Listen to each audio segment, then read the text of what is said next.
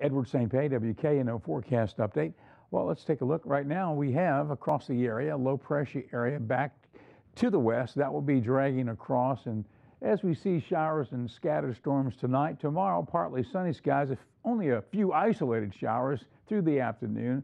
And also for Thursday, about the same forecast. And then looking ahead through Friday, Saturday, mostly sunny skies. So we do have this system to get through as it moves on out, then improving conditions across the area. Here's our 12-hour radar readout. You can see the activity associated with that system back to the west pushing in. So we've got scattered storms and clouds in our forecast for tonight, and a low of 67. Winds from the south-southeast. Isolated storms, but otherwise becoming partly sunny through the afternoon hours. Temperatures up to 85 degrees Wednesday afternoon. Overnight low 67 for Thursday morning, and winds continuing from the south-southeast at 6 to 14. Generally sunny Thursday, mostly sunny Friday through Sunday.